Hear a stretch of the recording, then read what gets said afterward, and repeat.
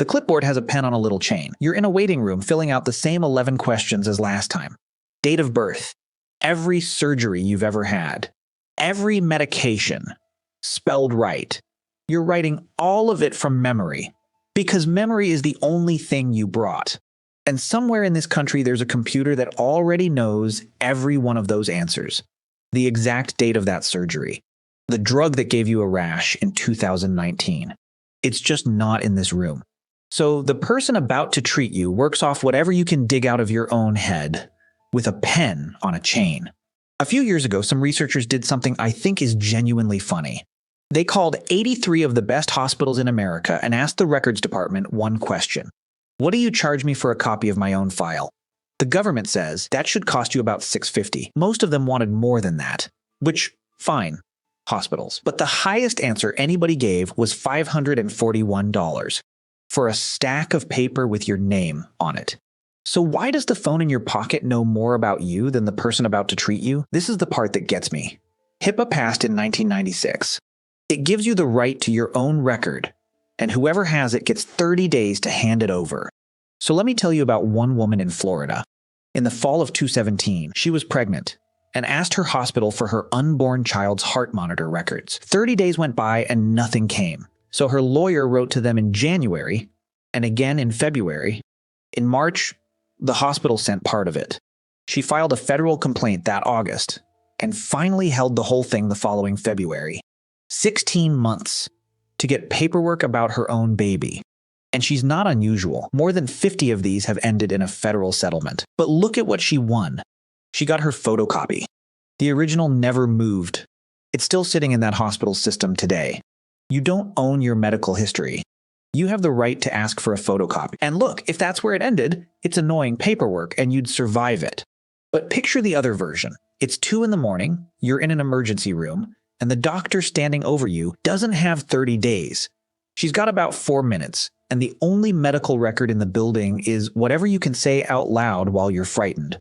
Nobody gets hurt at the front desk. They get hurt in the room where a stranger has to decide fast, working off a version of you that you put together from memory. Estonia decided you shouldn't have to go to the building to get your record. So in 2016, they tried something. The files stayed put. A blockchain went on top, watching over 1 million of them. And a Tuesday appointment over there goes something like this. You walk in and see a doctor you've never met. She already has your record open before you sit down, because finding it was never her job. The surgery date is right because nobody had to remember it. No clipboard, no pen on a chain.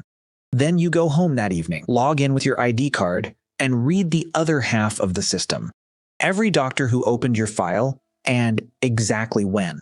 That's what the chain is actually doing. Your medical history sits where it always sat. What the chain keeps is the list of who looked. Every time somebody opens your file, that adds a line signed by the line before it. Pull one out and the whole run stops matching. So your record turns into something you hold and lend out. Now, the brochure leaves a couple of things out.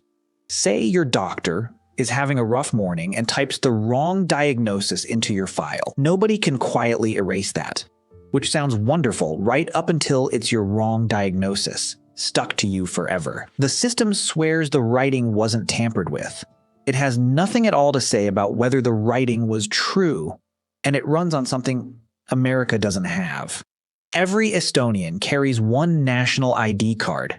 So the log works because the government already knows who everybody is. We've never issued one. And every time somebody brings it up, the country loses its mind. Somewhere right now, there's a finished version of you. Every date, every dose, every reaction you've ever had, sitting on a server a few miles away.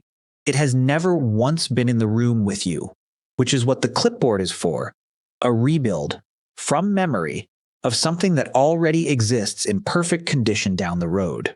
The good news is that since 2021, you can demand that finished version electronically for free, and they have to give it to you. Almost nobody does. That woman in Florida spent 16 months getting hers.